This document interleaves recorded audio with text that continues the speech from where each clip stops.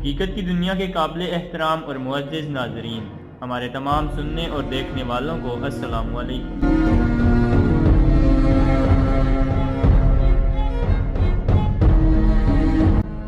ناظرین، ہم لاتے ہیں آپ کے لیے ہمیشہ کچھ ایسا کہ جس سے آپ کی معلومات میں اضافہ ہو۔ تو آج کی اس ویڈیو میں ہم آپ کو پاکستان کے صوبہ پنجاب میں واقع ایک شہر کی تاریخی معلومات فراہم کرنے کی کوشش کریں گے۔ شہر لاہور کو قدیم ترین شہروں میں شمار کیا جاتا ہے۔ اس قدیم شہر کی کہانی نہایت دلچسپ اور حیرت انگیز ہے۔ اس شہر کا نام کس نے رکھا اور یہ کس سے منسلک ہے، اور اس کی تاریخی گہرائی میں جانے سے قبل نئے آنے والے محترم ناظرین سے گزارش ہے کہ چینل حقیقت کی دنیا کو سبسکرائب کرتے ہوئے ساتھ موجود گھنٹی کے بٹن کو بھی دبا دیں، تاکہ نئی آنے والی حیرت انگیز اور معلومات سے بھری ویڈیو آپ احباب تک بآسانی پہنچ سکیں اور آپ کی معلومات میں اضافے کا باعث بن سکیں۔ تو چلتے ہیں ویڈیو کی جانب۔ ہمارا آج کا موضوع ہے لاہور کی تاریخ۔ لاہور، جس کا شمار پاکستان کے قدیم شہروں میں ہوتا ہے، جغرافیائی لحاظ سے 1,90,022 طول بلد اور 3,10,050 عرض بلد پر واقع ہے۔ تہذیبی، تمدنی اور ثقافتی لحاظ سے ہمیشہ مرکزی حیثیت حاصل رہی ہے۔ اس کی طویل تاریخ ماضی کے سحر میں گم ہے، اور اس کی ابتدائی تاریخ کے بارے میں صرف اور صرف روایات اور قیاس ملتے ہیں، مگر عام طور پر یہ کہا جاتا ہے کہ راجہ رام چندر کے 2 بیٹے تھے۔ ایک کا نام کسوا تھا، جس نے قصور کی بنیاد رکھی، اور دوسرے کا نام لوح تھا، جس نے لاہور بسایا۔ شروع میں لاہور کا نام لاہور تھا، جو آہستہ آہستہ لاہور بن گیا۔ اس تاریخی روایت سے اس کا قدیم ہونا از خود واضح ہو جاتا ہے۔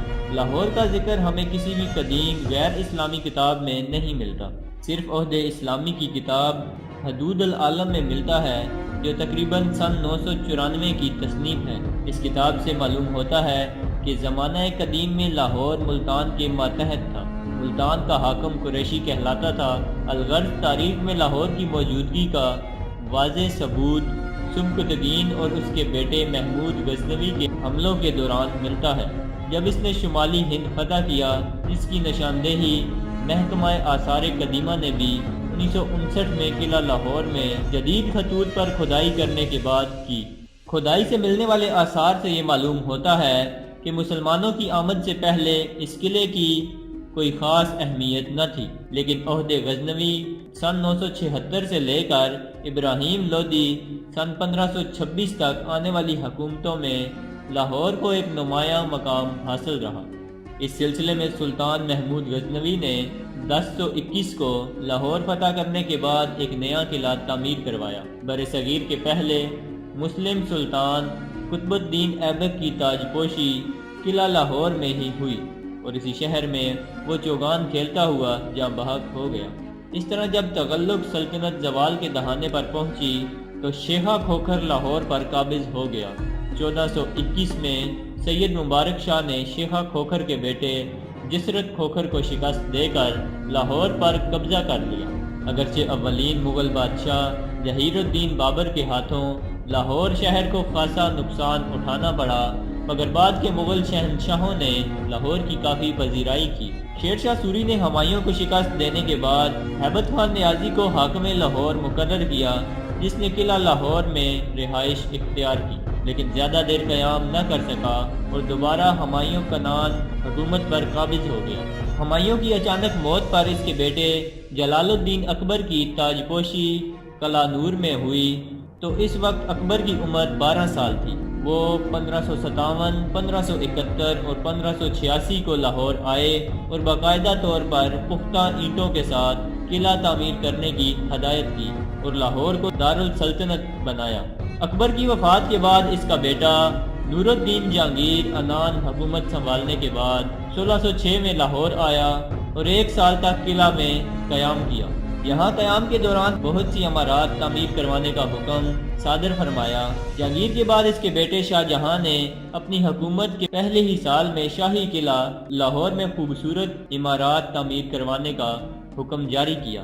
صوبیدار وزیر خان کے زیر انتظام تمام نئی عمارات کی تعمیر مکمل ہوئی اور 1638 میں شاہ جہاں قلعہ میں کچھ عرصے کے لیے قیام پذیر ہوئے۔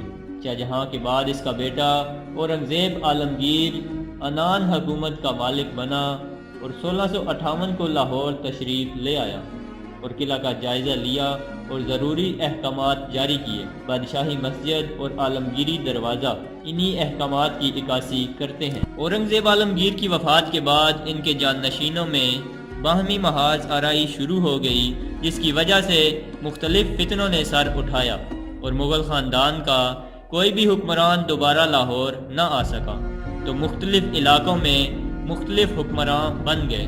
پنجاب پر سکھ قابض ہو گئے۔ سکھوں میں راجہ رنجیت سنگھ 1799 میں لاہور پر قابض ہوا اور ایک بہت بڑا جشن قلعہ لاہور کے نام سے منعقد کروایا اور اسی جگہ پر رہائش پذیر ہو گیا۔ 1839 میں رنجیت سنگھ کی وفات کے بعد اس کا بیٹا کھڑک سنگھ 1 سال حکومت کرنے کے بعد مر گیا۔ اس کے جانشین بھی سیاسی انتشار کا شکار ہو گئے اور آپس میں لڑائی جھگڑے شروع کر دیے، جس کی وجہ سے قلعہ کی کئی عمارتوں کو کافی نقصان پہنچا۔